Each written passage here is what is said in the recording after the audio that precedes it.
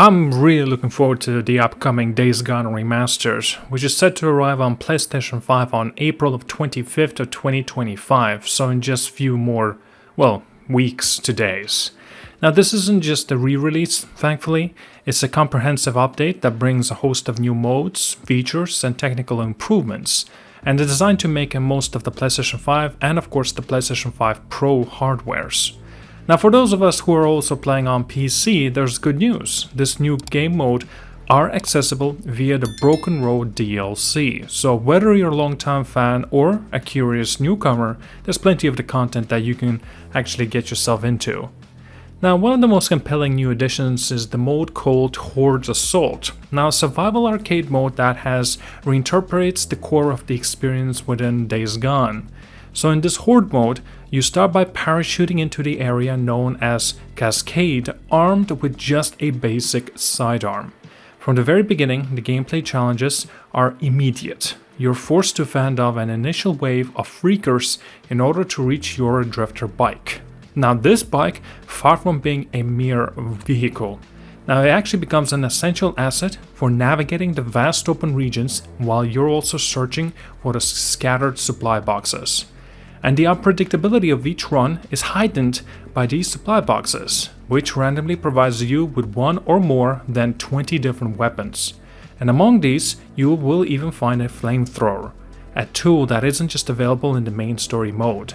Because of the content of the supply boxes reset with every new season, no two playthroughs are exactly the same, adding the exciting layers of strategy and the unpredictability to your experience. So it actually makes it a lot more viable of purchasing this add-on for $10 additional for this remastered version of Days Gone. Now, as you journey through the Horde Assault, the intensity only ramps up. The game is designed so that the longer you survive, the more formidable the enemy waves become. You won't only be facing regular freakers.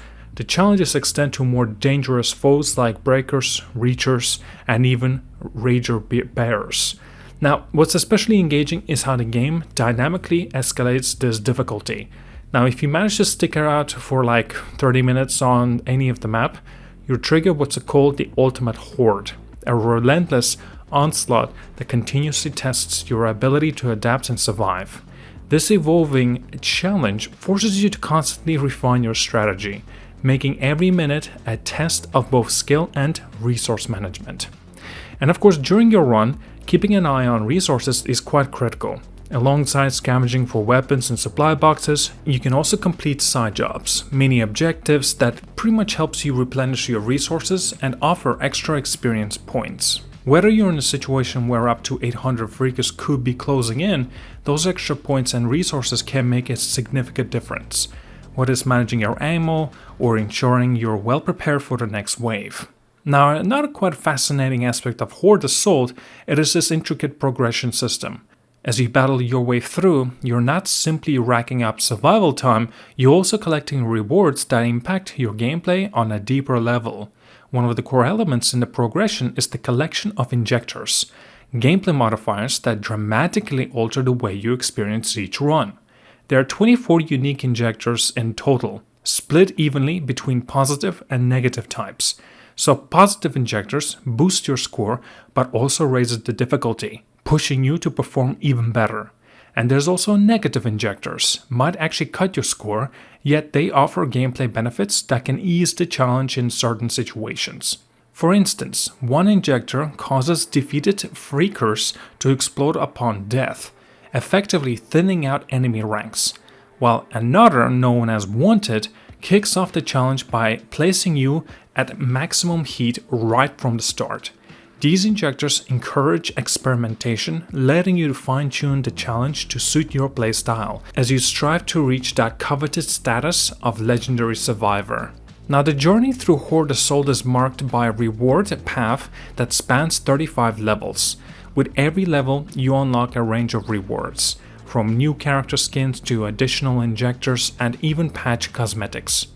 This reward path doesn't just offer superficial changes, it expands the game's character roster by adding 6 new never-before playable characters. Alongside these, familiar faces like O'Brien, Lisa, and Schizo are reintroduced in fresh ways that add depth and nostalgia to the experience. Now there's also an interesting nod to the earlier challenges from 2019 with the return of cosmetic patches on Deacon's Cut. These patches have a dual functionality. While they serve a decorative way to show off your progress, especially handy if you enjoy snapping in enhanced photo mode, they actually also carry you over to the main story, subtly linking your progression in Horde Assault with the broader Days Gone universe. And additionally, the reputation phase introduces bonus rewards for those who manage to hit target scores in multiple of regions, including a highly anticipated upgrade for your bike, a detail that longtime fans will definitely appreciate. Now, what really stands out about Horde Assault is its approachability. Even though it's envisioned as an endgame content, you can jump right into it as soon as you launch Days Gone Remastered. And for the newcomers, there's a natural temptation to explore the main story mode first to get familiar with the combat and exploration mechanics. However, if you're ready to dive straight into the action, Horde Assault offers an engaging, high-intensity experience that adds roughly 10 additional hours of gameplay to an already content-rich package. In reflecting on all of these updates, it's quite clear that Days Gone Remastered is more than just a graphical overhaul or a minor tweak in gameplay. Now, it's thoughtful expansion that deepens the survival experience and encourages both strategic planning and adaptive combat. Now, whether of course you'll be exploring the vast open world and challenges for the first time or revisiting familiar terrain with the renewed perspectives, there's so much detail to appreciate in every aspect of this remastered version. Now I'm genuinely looking forward to experiencing how these new system blends together to create an immersive and challenging environment in the world of Days Gone. At that, tell me down in the comments as well, what do you think about this add-on for Days Gone Remastered? It seems to be a lot more significant than I initially even expected. This is genuinely fantastic news.